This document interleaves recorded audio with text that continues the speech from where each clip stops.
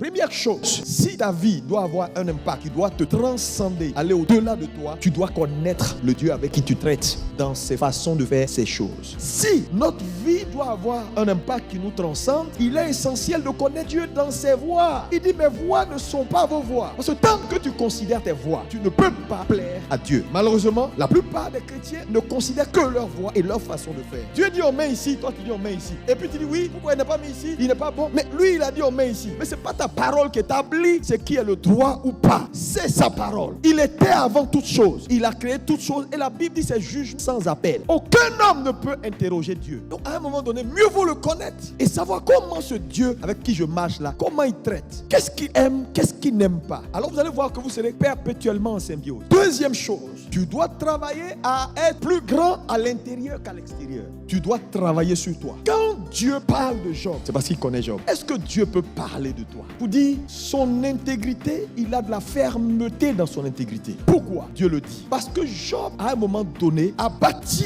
son homme intérieur au détriment de ce qu'il avait à l'extérieur. En temps de crise, ce n'est pas ce qui est extérieur qui te sauve, c'est ce qui est intérieur. Tu veux que ta vie te transcende et que même étant parti vers le Seigneur, tu continues de vivre, alors travaille pour grandir à l'intérieur. Tu dois grandir de l'intérieur. Tu dois être fort. Dieu doit pouvoir te pointer et voir ce que toi-même tu ne vois pas. Troisième élément, ta vie doit aller au-delà. La priorité doit être la parure intérieure. Ce n'est pas tout ce qui est bling bling dehors. Non, mais intérieur d'abord. Parce que je dis, quand ça va chauffer, ce n'est pas tes maisons qui vont venir te sauver. Ce n'est pas tes terrains qui vont venir te sauver. C'est ce que tu as bâti en toi qui va te permettre de tenir. Donc s'il y a une chose à bâtir, c'est d'abord ce qui est intérieur. Bâtis l'intérieur, cette communion, cette fermeté dans ta foi. Sinon ta vie ne va pas te transcender. Oh, Satan va t'arrêter sur le parcours. La tragédie de l'église ou des gens en général, ils vivent sans jamais voir l'image complète. Parce que vous savez, c'est l'image qu'un homme exerce sa vue à voir qui conduit réellement sa vie. Que vois-tu? Il dit une branche. Je dis tu as bien vu. S'il avait dit l'amandier dans sa totalité, il aurait mal vu. Quand on voit bien, on attire l'exaucement de Dieu. Quand on ne voit pas bien, on lit les mains de Dieu. La Bible dit de Moïse que pour ce qu'il a vu, il a refusé de s'appeler fils de la fille de Pharaon. Mais refuser ça là, ça veut dire que tu as vu plus grand que ça. As-tu la bonne image? Ou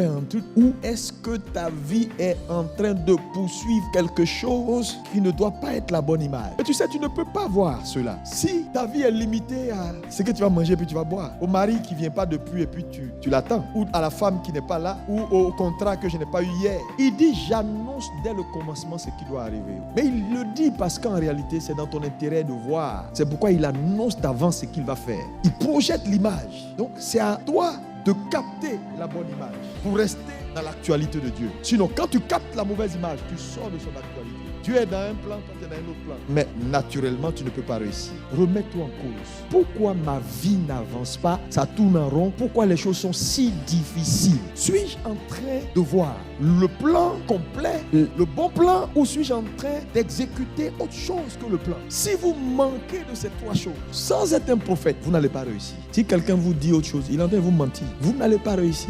Jésus connaissait son Père. Il connaissait ses voies. C'est pourquoi il pouvait dire je ne fais rien sans avoir vu. Je sais comment il travaille, donc je préfère être en accord avec lui. Jésus a privilégié sa communion avec Dieu. C'est pourquoi même en extrême adversité, il est resté serein. J'ai pris toutes ces années-là pour bâtir 3 ans et demi de ministère, pour bâtir l'homme que je suis devenu, qui est maintenant un homme accompli et prêt à mourir.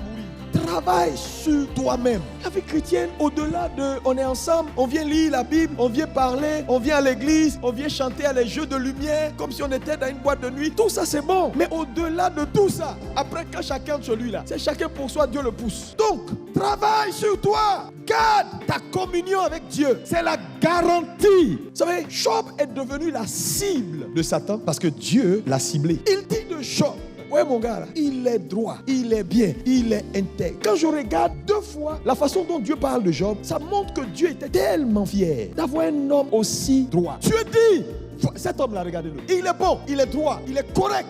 Je l'atteste parce que j'ai vu même ce qu'il n'a pas vu. C'est Dieu qui a informé Satan que Job là, il intègre. Satan ne peut pas voir dans son cœur pour voir qu'il intègre. C'est quand Dieu a parlé qu'il a commencé à argumenter pour dire, mais il intègre les droits. Est-ce que c'est pas parce que tu l'as béni? Est-ce que c'est pas parce qu'il a l'argent? Est-ce que c'est pas parce qu'il a beaucoup d'enfants? C'est pas parce que Satan ne voit pas au-delà. Donc dès que Dieu rend témoignage de Job, il attaque Job dans ce qui est extérieur. Mais je vous dis, à chaque fois que Satan vous attaque dans ce qui est extérieur, c'est un stratège. Il ne peut pas voir ce qui est caché, mais il sait que s'il peut toucher à ce qui est extérieur et visible, il peut finir par atteindre l'élément essentiel que lui ne voit pas. Donc quand il demande la permission de frapper dans tous les sens, en réalité son objectif, ce n'est pas les biens de Job qu'il a détruits, ce n'est pas les enfants, ce n'est pas les champs, ce n'est pas le troupeau. Non, il veut atteindre l'intégrité de Job que Dieu a décliné pour dire il est droit, il est bon là. C'est ça qu'il veut atteindre.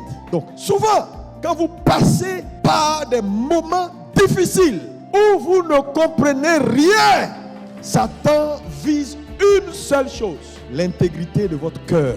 Si pendant ce temps, tu as pris conscience que le facteur déterminant dans la vie d'un homme en temps de crise, c'est ce qu'il a bâti en lui, alors quand la tempête vient, tu tiens. C'est le sens de tout ce que Dieu répétait à Satan. Il est ferme dans son intégrité. Hey, tu vas tout faire. Je connais mon gars. Quand je regarde son cœur là, c'est blindé de moi. Je t'autorise. Vas-y, il n'y a rien qui va arriver. Donc on peut voir ici que la relation de Job avec Dieu était plus forte que sa relation avec les choses. Quand ta relation avec Dieu ne surpasse pas ta relation avec ce que tu es en train de bâtir de toi, tu vas tomber. Job a révélé que c'est vrai, je suis un homme puissant, riche, j'ai des troupeaux partout, mais ma relation intérieure avec Dieu surpasse la relation que j'ai avec ces choses. Donc quand Satan frappe ces choses, sa relation avec Dieu le maintient parce qu'elle est plus forte. Si Dieu surpasse tout, il n'y a rien qui peut t'ébranler. Les hommes qui ont une vraie alliance avec Dieu et qui ont bâti une vraie relation avec Dieu, une relation qu'on ne peut pas briser, il n'y a rien de l'extérieur qui peut les déstabiliser. Mais regardez les gens dans l'église, il y a des gens, ils libèrent leur déloyauté vis-à-vis de Dieu parce qu'ils jugent que moi je viens servir, je fais ça. Pourquoi? Mon cousin là, il est mort. Quand tu agis comme ça, tu n'as jamais connu cet homme qu'on appelle l'homme de Galilée. Il vient de venir danser, crier, ya. Tu as chanté, tu as dansé, tu as fini. Et puis dès que tu sors, on t'annonce que la voiture là, les voleurs sont venus prendre. Dis Seigneur, tu vois, moi, ton affaire est bizarre, toi Dieu.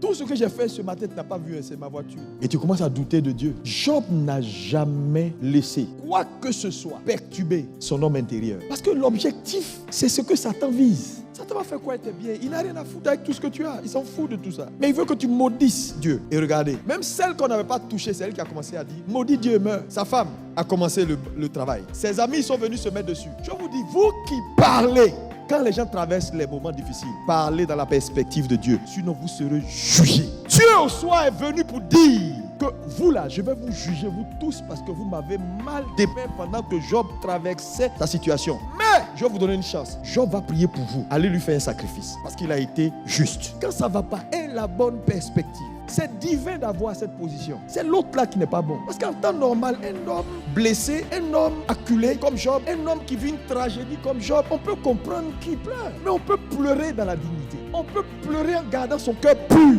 Et c'est ce que Dieu attend de vous. Vous pouvez rien, on ne remet pas tout en cause. Tu es plus grand que ce que tu vis et les situations dans lesquelles tu vas passer. Vous n'irez pas loin dans la vie si votre caractère ne devient pas plus grand que votre réputation. La réputation, c'est quoi? Ce que les gens pensent de toi, ce que les gens voient, ce que les gens vont dire. Ils n'ont qu'à penser, ils n'ont qu'à dire. C'est pas ça là qui sauve un homme. Quand c'est chaud, c'est le caractère qui s'est bâti. C'est ce que vous bâtissez en vous qui garantit ce que Dieu vous donne. Parce que je dis, Satan, tout ce qu'il fait, il vise une seule chose, ton futur. Mais quand toi, pendant qu'il vise ton futur, toi tu bâtis à l'intérieur. Tu es en train de protéger et garantir ce qui arrive. L'image complète pour Job, c'était que Job était destiné à avoir 2 fois ce qu'il était. Mais il fallait que Job comprenne que ce que j'ai aujourd'hui là, c'est peut-être beaucoup, mais c'est pas ça. Être grand aux yeux de Dieu, c'est s'affermir intérieurement et non extérieurement. C'est bâtir votre homme intérieur qui vous permettra de tenir ferme en temps de difficulté et vous aider à posséder ce que Dieu a prévu pour vous. La grandeur devant Dieu, c'est ce qui est dedans, c'est pas ce qui est dehors.